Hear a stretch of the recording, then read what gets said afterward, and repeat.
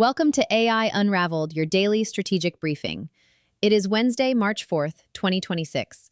I'm your co-host, Anna. This episode is brought to you by AIRIA. As OpenAI moves to host its own code and companies transition to agent-first workflows, you need a unified control plane for security and governance. AIRIA is the answer. Today, we are breaking down the democratization and divorce.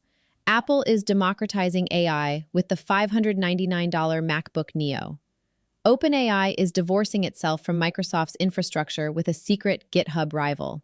And we're looking at why Sam Altman is walking back those controversial Pentagon details after 1.5 million people joined the Quit GPT boycott. This podcast is produced by Etienne Noumen. Now let's unravel the news. Before we dive into today's deep dive, a quick note for the brands listening. If you are trying to reach the architects of the AI revolution, not just the tourists, but the technical leaders actually building the stack, we are opening up limited partnership spots for Qwen. See how we can simulate your product for the technical buyer at DjamgaMind.com/partners. Imagine waking up on just a perfectly normal Tuesday. Right. You grab your coffee, sit down at your desk, pop open your laptop, and you check your email.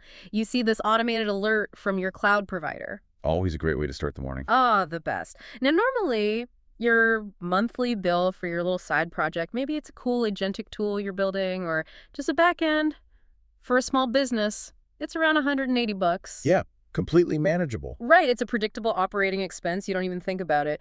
But today, the number on the screen isn't $180. Oh, The number staring back at you is $82,000. oh man. And it accrued in exactly 48 hours. That is, that's the kind of notification that makes your stomach just drop completely through the floor. Absolutely. And this isn't some hypothetical, worst case scenario we dreamed up for the show. This is exactly what happened just this week when a developer had their Gemini API keys stolen. Whoa. In just 2 days, automated bots hijacked that key and burned through 82 grand worth of compute. That's wild. It's a jaw-dropping anecdote, but it perfectly illustrates the absolute hyperspeed at which the modern AI landscape operates right now. When things scale today, they scale with violent velocity. They really do. So welcome back to the deep dive. We are thrilled you're here with us today. We've got a massive stack of material to get through, from internal memos to hardware leaks and corporate rollouts. And we're going to extract the absolute most vital insights for you. And that API key story really is the perfect anchor for what we're talking about today. It represents the sheer scale of the infrastructure we're dealing with right now. Yeah. Because when you have systems that can generate that much output, and by extension, that much financial damage, in just 48 hours, you realize the training wheels are completely off. Oh, they've been thrown in the trash. Exactly. We aren't in the experimental sandbox phase of this technology anymore. We're in the industrial high-stakes phase. And as those stakes get higher, the pressure on the companies building this foundational infrastructure is reaching an absolute boiling point. Which brings us to the core mission of today's deep dive. We're calling this the Great Unbundling. I like that. Because if you look across all the documentation and reports we have today, from silicon manufacturing decisions to massive geopolitical defense contracts, the overarching theme is that the AI ecosystem is maturing. Right. And because it's maturing, the old cozy alliances are fracturing. The honeymoon phase is officially over. It really is. Today, we're taking you through a packed roadmap. We'll examine OpenAI potentially betraying Microsoft by building a direct rival to GitHub. That's a huge one. Huge. We're going to break down Apple's completely unexpected and shockingly cheap new laptop release. We'll dive into the war on what developers are calling AI cringe. Oh, the cringe. And how tone is becoming an actual product feature. And finally, we'll map out the massive, highly controversial tug-of-war happening right now between Silicon Valley boardrooms and the Pentagon. It's a fascinating slate. And the key thing to keep in mind as we go through this is that none of these events are happening in a vacuum. Right. The hardware decisions dictate the software capabilities. Right. Those software capabilities dictate the business models. And eventually, those business models collide head-on with geopolitical realities. It's one massive, interconnected web of incentives. Okay, let's unpack this. We have to start with the absolute earthquake happening in the relationship between OpenAI and Microsoft. Yeah, let's get into it. So the internal reports indicate that OpenAI is currently developing its own code hosting platform. Which is wild. Now, on the surface, you might think, sure, a software company is building a new product, but this specific product is being designed to compete directly with GitHub. Right. And Microsoft owns GitHub. They do. Microsoft is also OpenAI's biggest backer. They hold a massive stake in the company, and crucially, they provide the Azure cloud infrastructure that OpenAI entirely depends on to train its models and serve its customers. Everything runs on Azure for that. Everything. So OpenAI is essentially building a rival to their own landlord's flagship developer product. I look at this and I have to ask, isn't building a GitHub killer a massive distraction from their core focus of building AGI? Why bite the hand that literally feeds you compute power? What's fascinating here is the sheer mechanics of dependency versus autonomy. You're right to ask if it's a distraction, but you have to look at the why from an engineering perspective. Okay. The answer lies in the infrastructure failures we've seen cascading through the ecosystem recently.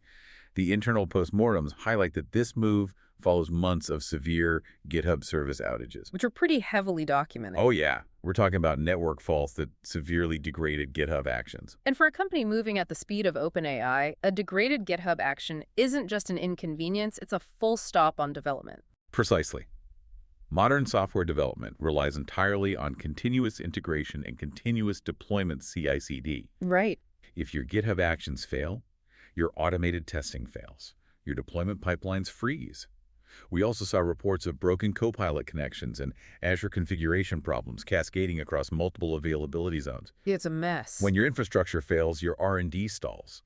If you have 1,000 of the highest-paid machine learning engineers in the world sitting around unable to push code because a Microsoft server in Virginia misconfigured a network route, you are literally burning millions of dollars in idle time. Right. If you're OpenAI, your entire valuation, your entire momentum is predicated on iteration speed. Speed is their moat. Exactly. Yeah. You have to ship faster than Google, faster than Anthropic, faster than the open source community. Yeah. You can't let your speed be dictated by Microsoft's uptime. Exactly. For OpenAI, reliable code hosting is no longer just a convenient SaaS tool they pay for. They likely view it as mission critical to their survival. That makes a lot of sense. They simply cannot afford to have external dependencies throttle their pipeline.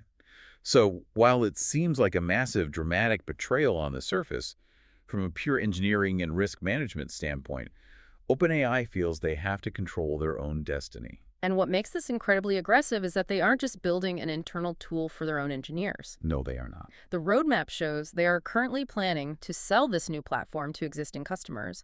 They are commercializing a direct competitor to Microsoft's developer ecosystem.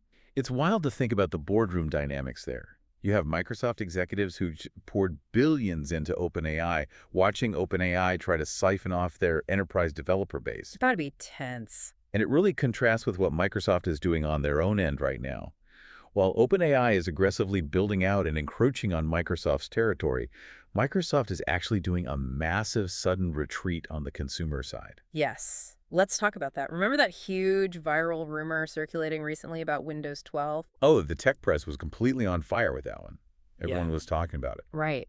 There was this massive report claiming that Windows 12 was going to launch as a modular subscription-only operating system, and the kicker was that it would require a massive 40 TOPS NPU, a neural processing unit, just to boot up and run the OS. People were panicking. Absolutely panicked. And rightly so. Let's Yeah. break down why that specific number, 40 TOPS, or trillion operations per second, caused such a meltdown. Yeah, please do. An NPU is dedicated silicon designed specifically to handle the matrix math required for AI tasks locally, without sending data to the cloud. Currently, only the absolute newest premium tier of laptops have NPUs capable of hitting that 40 TOPS threshold. So most people's laptops are nowhere near that. Not even close. If an operating system suddenly required that as a baseline, you would essentially be obsoleting hundreds of millions of perfectly good computers overnight. Which is insane. In the current global economy, forcing that kind of hardware upgrade cycle would be an absolute market disaster for Microsoft. Yeah. They would be handing millions of users directly to Apple or Google Chrome OS. Which is exactly why the leading insiders have completely debunked this rumor. Thank goodness. The internal roadmaps confirm there is no Windows 12 coming in 2026. Microsoft is actually dedicating this entire year to fixing Windows 11. They are completely shifting gears. If we connect this to the bigger picture, it reveals a fascinating divergence in strategy between the old guard and the frontier labs. How so? Well, Microsoft, as a legacy software provider, has to maintain trust with a massive, entrenched user base. We're talking about hospital IT systems, corporate accounting departments, and everyday consumers who just want their computers to turn on and work predictably. Right. They don't want a beta experiment. Exactly. The telemetry data clearly showed them that trying to push heavy AI integration hard onto the local machine was generating massive friction. The user base pushed back. And the memos literally say they are actively removing what they internally call AI bloat and bringing back classic beloved features like the movable taskbar, Which people love. It's such a stark contrast. OpenAI is pushing the accelerator through the floor, building entirely new platforms to replace their own partners, while Microsoft is hitting the brakes. Microsoft realized that if you force half-baked AI features or overly demanding hardware requirements onto users who didn't ask for them, the backlash is immense. It proves that you can't just brute force technological adoption if the user experience is degrading. Right. And OpenAI is learning a very similar lesson, actually, but on the software side. Oh, definitely. You can have the smartest model in the world, but if it's annoying to interact with, people will abandon it. Which brings us to the next major shift we're seeing in the industry, the sudden prioritization of user experience and the concept of tone. Yes. This is perhaps my favorite dynamic from this entire stack of reports. We have to talk about the Anti-Cringe update. It's so good. OpenAI just launched GPT 5.3 Instant, and the primary stated goal of this entirely new model rollout wasn't to make it 5% better at advanced calculus or better at writing Python scripts. Yeah. The engineering focus was almost entirely on cutting out the cringe and the preachy disclaimers that plagued the previous version, GPT 5.2. It's a remarkable pivot in how we measure the value of artificial intelligence. For the last few years, the entire industry has been absolutely obsessed with academic benchmark scores. Oh, totally. Every single day was a new chart. Every release came with a chart showing how it performed on the MMLU or how it scored on human-evil coding tests. Yeah. It was an arms race of raw, measurable intelligence. But OpenAI found out the hard way that intelligence is entirely irrelevant if the delivery mechanism is insufferable. Insufferable is the perfect word for it. Think about how incredibly frustrating it is when you just want a simple data point. You ask the AI, hey, can you summarize the Q3 revenue numbers from this spreadsheet? And instead of just giving you the bullet points, GPT 5.2 was acting like an unsolicited, overbearing life coach. It really was. The usage logs specifically note that GPT 5.2 was annoying users with phrases like, "you're not broken," and giving them completely unprompted reminders to take a deep breath during complex tasks. Which is objectively hilarious from a psychological standpoint, but from a business perspective, it was a massive liability. A huge liability. The churn data explicitly states that people were actually canceling their paid monthly subscriptions over the tone. Wow. They weren't canceling because the AI was hallucinating facts or failing at logic puzzles. They were canceling because it was condescending. This update to GPT 5.3 focuses heavily on tone, relevance, and conversational flow. And what's crucial to understand is that these are highly subjective metrics that simply do not show up on any standard academic benchmark. You cannot put a definitive mathematical score on conversational flow. You really can't. But is tone really that powerful of a differentiator? I mean, if a model is demonstrably smarter, won't developers and power users just grit their teeth and deal with the preachy tone to get the better output? The data suggests they won't. Tone is now a distinct competitive moat. Really? Yeah. If you have two models that are roughly equal in capability, but one treats you like a competent professional and the other treats you like a fragile toddler who needs emotional regulation, the competent professional wins the market share every single time. That makes sense. Friction in user experience isn't just about loading times. It's about cognitive friction. Being annoyed takes mental energy. And this isn't just an OpenAI realization. We see this exact same pivot rippling across the entire ecosystem. Definitely. Look at xAI. They just released a new beta 2 version of Grok 4.20. And if you look at the release notes, what are the highlighted features? It isn't just raw parameter count or a new high score on a math test. The update specifically features vastly improved instruction following and reduced hallucinations. Exactly. The entire industry is currently shifting from the theoretical question of how smart is it to the much more practical question of how usable is it. Usability is key. Instruction following is the perfect example. If you ask an AI to output a specific JSON format, and it gives you the right data, but wraps it in 3 paragraphs of chatty text saying, here's your data, I hope this helps you with your project today. That breaks the software pipeline. Because the code parser chokes on the conversational text? Exactly. It's a failed product, regardless of how many billions of parameters it has. Usability is the new intelligence. It really is a shift from the research lab to the realities of the office. It has to actually feel frictionless to use. And speaking of frictionless, let's talk about the models themselves, because the war for dominance is completely shifting tiers. This is a huge development. Here's where it gets really interesting. For a long time, the headlines were entirely dominated by the massive flagship models, the GPT-4s, the massive Gemini Ultras, the models that cost millions to train and are incredibly heavy to run. The behemoths. Right. But the usage metrics are showing that the real lucrative battleground right now is the budget high-volume tier. Google just rolled out Gemini 3.1 Flash-Lite. And the performance metrics on this release are highly significant. This is the fastest entry in Google's entire Gemini 3 lineup. How fast are we talking? The developer feedback describes it as providing a near instantaneous feel. That concept of instantaneous is critical. When you get latency down below 100 milliseconds, human perception changes. Because it feels like a reflex. Exactly. When an AI responds faster than you can form your next thought, the friction of using it disappears entirely. It stops feeling like a clunky software query where you're waiting for a progress bar, and it starts feeling like an extension of your own cognitive process. And it isn't just incredibly fast, it's highly capable.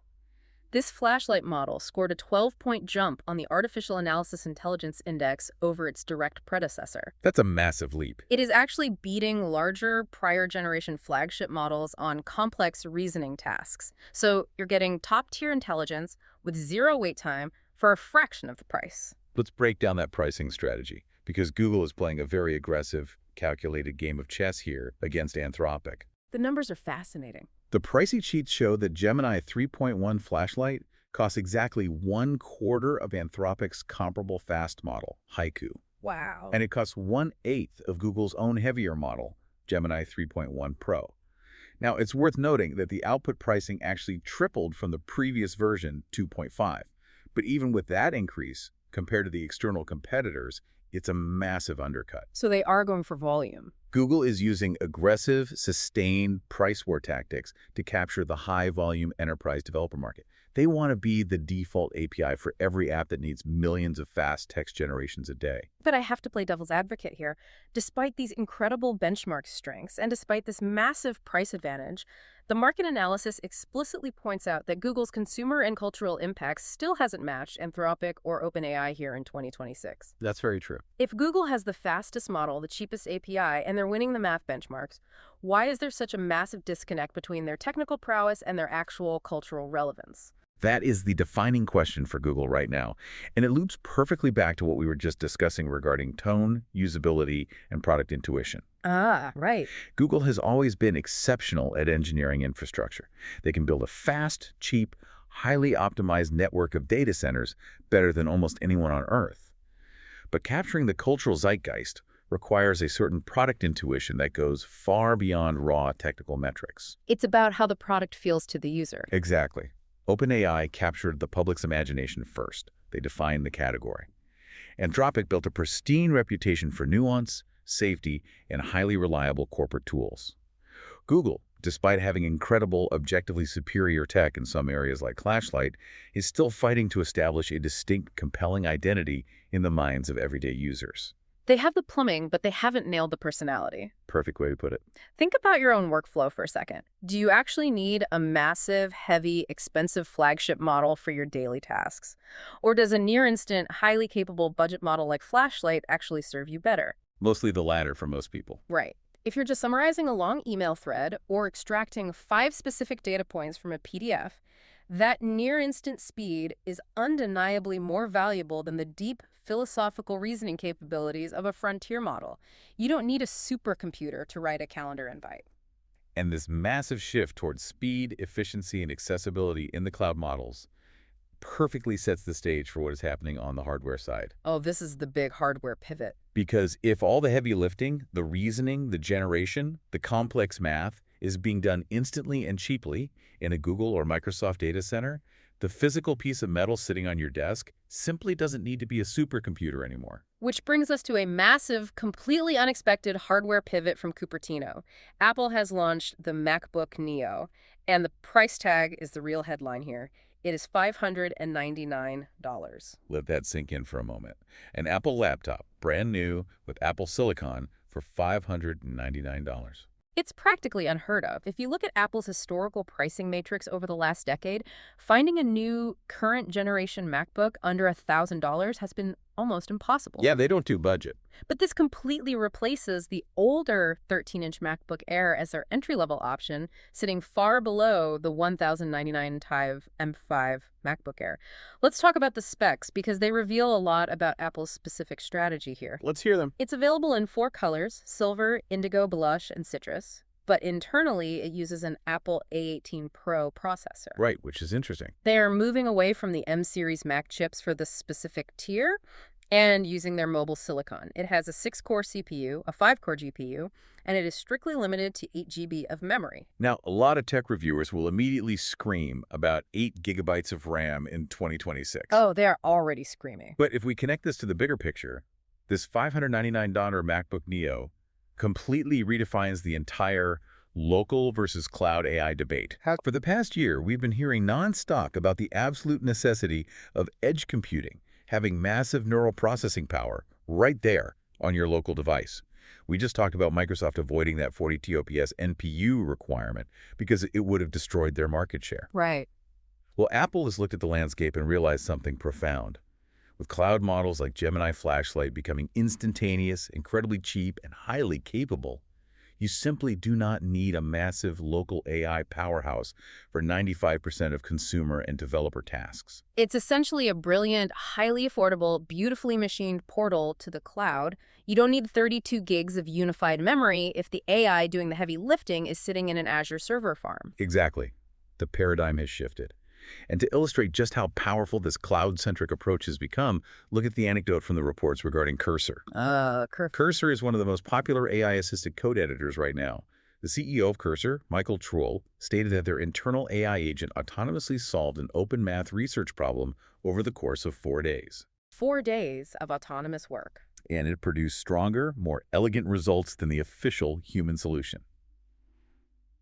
Now, think about the sheer volume of compute required for an AI agent to continuously iterate, test, and work on an open math research problem for 96 hours straight. It's staggering. You are absolutely not doing that locally on a laptop battery. That is entirely a cloud-driven operation. So if AI agents in the cloud are autonomously solving massive research problems over multiple days, the developer doesn't need a $3,000 heavy-duty machine anymore to participate in that ecosystem. Not at all. They just need a highly reliable $599 window into the cloud. The MacBook Neo isn't a retreat by Apple. It's a highly strategic acknowledgement that the cloud has won the heavy lifting war. They are commoditizing the access point. It also dramatically lowers the barrier to entry for developers worldwide. Right. A $599 reliable machine with great battery life means a massive influx of people globally can access these incredible cloud tools and start building. It opens up the market. It expands the top of the funnel for the entire software ecosystem. You're going to see a wave of developers in emerging markets building incredible tools because the hardware barrier just got slashed in half. Okay, we've covered a lot of ground on the consumer and enterprise side, but we need to shift gears into a much heavier, far more complex arena. Yeah, this next topic is intense. Because while we've been talking about business strategies, code hosting, and budget laptops, there is a massive situation unfolding at the geopolitical level. We have to look at the tension between Silicon Valley and the Pentagon. This is where things get really complicated. The source material we have today paints a picture of extreme polarization, with deeply entrenched views from tech workers on one side and defense contractors on the other. Our goal today is to map out exactly how this corporate chess match is unfolding based purely on the leaked contracts and CEO statements. We're just looking at the facts here. It's a vital discussion because the corporate maneuvers we are about to unpack are incredibly fraught with both ethical dilemmas and massive fiduciary pressures. The core of this issue centers around OpenAI and a recently revealed contract with the U.S. Department of Defense. According to the internal timelines, OpenAI finalized an agreement with the Pentagon, and the backlash to this deal was immediate and severe. The timeline outlined in the leaks is pure chaos. The documents show that OpenAI finalized this agreement within 24 hours after the Pentagon had explicitly banned their rival, Anthropic, from the same project. Just 24 hours. And the most striking detail here is that OpenAI's original agreement used the exact same language that Anthropic had just refused to agree to on ethical grounds. That's the spark that lit the fire. When this specific detail became public, it caused massive internal and external pushback. There were physical protests outside OpenAI's San Francisco offices. Employees pushed back hard internally on Slack channels and in meetings. Users publicly canceled their accounts, and the metrics show there was a massive immediate surge of signups for Anthropic right after the news broke. This highlights the impossible tightrope these frontier AI companies are currently walking. It really is impossible. On one side, they have these brilliant, highly principled employee bases who are deeply concerned about the ethical deployment of artificial intelligence, particularly in defense scenarios. If those specialized researchers feel the company is violating their personal ethics, they won't just protest. They will quit and go to a competitor. Yeah, may have. But on the exact same tightrope, these companies have massive fiduciary duties to their investors. The investors want the company to capture these incredibly lucrative, long-term government defense contracts. It's a highly volatile collision of internal corporate values and external capital demands. And the pressure from that collision forced OpenAI's CEO, Sam Altman, into a massive public retreat. He posted a note detailing major revisions to the contract. He had to do damage control. During a tense all-hands meeting, the transcripts show he called the deal complex but the right decision with extremely difficult brand consequences and negative PR for us. But his public-facing statements were significantly more severe. They definitely escalated. He called the Rush deal opportunistic and sloppy. And he went as far as to say that he would rather go to jail than follow an unconstitutional order from the military. That is strong language. Furthermore, OpenAI research scientist Noumen had to publicly clarify that, for now, OpenAI will absolutely not be deploying its models to the NSA or other Department of War intelligence agencies while they address these contract loopholes. The linguistic shift there is profound and incredibly calculated. Moving from a quietly finalized 24-hour deal to publicly calling it opportunistic and sloppy and invoking the dramatic imagery of going to jail is a massive brand-saving maneuver. It was a complete reversal. As the analysis points out, the amended contract language is a necessary operational step, but the brand damage feels like it has already been done. OpenAI saw a vacuum left by Anthropic, jumped into it to grab the contract, only to find out the hard way that the vacuum was highly radioactive to their public image. But wait, let's look at the other side of this, because Anthropic isn't just sitting quietly on the moral high ground either. They are facing immense, crushing pressure from their own financial backers. Oh, the investor pressure there is massive. The reports show that high-profile investors are privately urging Anthropic to end its feud with the Pentagon and just cut a deal to supply the U.S. military. And the financial stakes we were talking about here are staggering. Amazon alone has a stake in Anthropic worth roughly $60.6 billion. That's what they be. The meeting notes specifically reveal that Amazon CEO Andy Jassy actively declined to defend Anthropic, or its CEO, Dario Amodei, during a recent sit-down with the defense secretary. Doesn't fiduciary duty eventually crush employee activism when there's $60 billion on the line? That's the multi-billion-dollar tension, and the irony surrounding Anthropic's position is incredibly thick. Anthropic has built its entire corporate identity and brand mode around safety, alignment, and ethics, which is exactly why they refused the language that OpenAI initially accepted. However, the procurement logs also reveal that prior to being barred from Department of Defense work, Anthropic had actually submitted a formal proposal for a $100 million Pentagon drone swarm challenge. Wow, so they aren't ideologically opposed to defense contracts in their entirety. They're willing to work on drone swarms. Exactly. They aren't pacifists. They are disputing the specific terms, guardrails, and usage rights of the underlying models. But when you have a primary investor holding a $60 billion stake, and that investor's CEO refuses to cover for you in Washington, D.C., the pressure to compromise your strict ethical frameworks is immense. I can imagine. It's easy to have principles when you're a startup. It's much harder when you're deeply embedded in the military-industrial complex's procurement cycle. Dario Amodei, Anthropic's CEO, offered his own theory on why they were targeted. The transcripts quote him theorizing that Anthropic lost favor with the White House, specifically because they failed to give what he called dictator-style praise to Trump. drawing a very direct, pointed contrast between his own leadership style and Sam Altman's maneuvering. Regardless of whether that political theory holds water, what we are witnessing on a macro level is brand optics colliding violently with defense budgets. It's a head-on collision.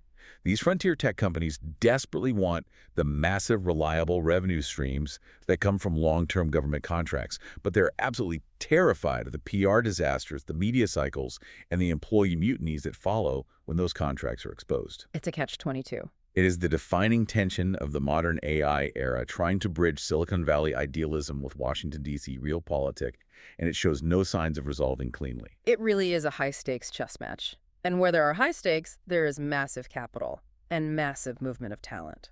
Which brings us to our final major section. Follow the money, follow the talent. The money in this space is just hard to comprehend sometimes. Let's talk about the sheer dizzying scale of the capital moving around right now. NVIDIA's CEO, Jensen Huang, was speaking at a tech conference, and he casually mentioned that NVIDIA's recent $30 billion investment into OpenAI will likely be its last fresh capital infusion into the company. Now, he clarified that this isn't because NVIDIA is losing faith in OpenAI's trajectory. He simply believes, based on the cap table, that OpenAI will be going public soon. Oh, an IPO. He's anticipating an IPO, which would naturally limit further opportunities for massive private investments. But we need to pause and put that $30 billion figure into context. The financial filings note that this $30 billion from NVIDIA was just one part of a much larger $110 billion funding round that also included SoftBank and Amazon. That's insane. $110 billion in a single private funding round. That number is just hard to even conceptualize. It warps your sense of scale. The sheer amount of capital required to build and train these frontier models has essentially priced out everyone on Earth except nation-states and the top 3 or 4 tech conglomerates. If you don't have $100 billion, you can't play at the frontier. It's the ultimate barrier to entry. But here's the fascinating counter-dynamic. While the money is consolidating heavily at the very top, the human talent is incredibly fluid. We are seeing a lot of movement. We are seeing a massive industry-wide talent drain, and it seems to be heavily influenced by the cultural and ethical tensions we just mapped out. For instance, OpenAI's VP of Research, Max Schwarzer, just announced he is leaving to join Anthropic. In his departure note, he specifically stated he is looking forward to supporting his friends there at this important time. That specific phrase, important time, is doing a lot of heavy lifting. When top-tier research talent moves from OpenAI to Anthropic, right in the middle of a massive public controversy over defense contracts and corporate direction, it signals something critical. It absolutely does. It tells us that these highly specialized engineers and researchers follow the culture and the ethics just as much as they follow the equity packages. They want to build in environments that align with their personal values and risk tolerance. We saw this exact same dynamic play out over at Alibaba recently. Their Qwen team, which builds some of the most competitive open-weight models in the world, faced a massive, coordinated wave of departures. A full walkout. Staffers were posting public messages saying, "Qwen is nothing without its people." The industry analysis points out that this heavily echoes the massive OpenAI employee mutiny we saw back in 2023. It's a recurring theme. The lesson is clear. You can have all the H100 GPUs in the world, you can have $100 billion in the bank, but if the core talent feels alienated by the corporate culture or the management decisions, the entire project can collapse overnight. Human capital is still the ultimate bottleneck in artificial intelligence. And some of that top-tier talent isn't just moving laterally to rivals. They are spinning out to build entirely new paradigms. Look at Bob McGrew. He was formerly OpenAI's chief research officer, an incredibly high-ranking position with deep insight into the frontier. He has now left and launched a brand new startup called Arda. And beyond the technology itself, what Arda is actually building is fascinating from an architectural standpoint. They're designing what they call an AI world model, but it's specifically aimed at training robots that work on physical factory floors. Right. I have to point out the hilarious inevitability of the naming convention here, though. The tech blogs note that just like Palantir and Anduril and Erebor before it, Arda is yet another defense or heavy industry startup named after a Lord of the Rings reference. They just can't help themselves. Arda is apparently J.R.R. Tolkien's specific name for the planet where Middle-earth is located. It is just such a classic, unavoidable Silicon Valley trope at this point. It really is. The nerds are still in charge of the naming conventions. But the actual product is incredible. They use raw video footage shot inside factories to virtually map the three-dimensional physical space. Then they use that spatial understanding to train software that coordinates highly bespoke production processes between heavy machinery and human workers. It's moving AI out of the chat window and into the physical logistics chain. So if we step back and look at everything we've unpacked today, from OpenAI building a GitHub rival because they literally can't trust Microsoft servers to stay online, to Apple realizing the cloud has won and selling a $599 portal, to the desperate scramble to fix the condescending cringe of GPT 5.2, to the massive, messy geopolitical fight over Pentagon deployments, the overarching theme is undeniably that the honeymoon phase of AI is completely over. It's totally over. We are no longer just marveling at a chatbot writing a clever poem or generating a funny image. We are deep in the messy, high-stakes era of infrastructure wars, hardware accessibility, tone calibration, and defense deployments. The technology has matured, and the real-world consequences are catching up rapidly. It's a fundamental transition from magic to machinery. For the last few years, AI felt like magic. Now we're figuring out how the plumbing works, who actually owns the pipes, and what the legal and ethical rules of engagement are. And as we've seen today, it's messy, it's phenomenally expensive, and it is highly contentious at every single level. And we want to sincerely thank you for joining us on this deep dive. It takes time and mental effort to truly understand the structural forces that are shaping the tools you use every single day, and we love breaking down this complex web with you. But before we sign off, we want to leave you with one final provocative thought to mull over based on the trends we've discussed today. Yes. Think about where we currently spend all our time worrying about AI. We worry about an unexpected $82,000 API bill. We worry about the annoying, preachy tone of a model in our browser window. We worry about how many milliseconds it takes Flash-Lite to summarize a PDF on our screen. We are entirely focused on the digital interface. The screens. But look at the fringes of the news we covered today.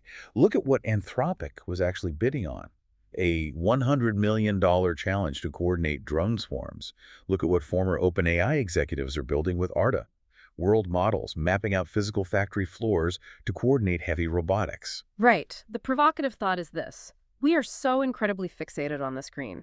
But what if the next massive, unavoidable disruption in AI isn't about what it types to us in a chat interface, but how it begins to autonomously move, operate, and organize in the physical space around us? When the intelligence leaves the cloud data center and enters the factory floor or the sky, the stakes change entirely. Something to think about as you go about your week. Keep your curiosity sharp, keep asking the hard questions, and we'll catch you on the next deep dive. That concludes our daily rundown for March 4th. The signal for today is sovereign infrastructure. From Apple's low-cost hardware to OpenAI's move into code hosting, the winners of 2026 are those who own the entire stack. We're moving past models as a service and into AI as the OS. This episode was made possible by AIRIA and DjamgaMind. Govern your agentic future with AIRIA and stay informed with DjamgaMind's 60-second audio intelligence. This podcast is created and produced by Etienne Noumen, senior software engineer and soccer dad from Canada. If you found value today, please subscribe to our new Daily Pulse sister show for the 2-minute daily teasers. Until tomorrow, keep unraveling the future. And before you go, if your company is building the tools that power the workflows we talked about today, I'd love to showcase them to this audience. We don't just run ads, we build technical simulations that prove your value. Let's build something together. Visit jamgamind.com/partners to get started. Until next time, keep building.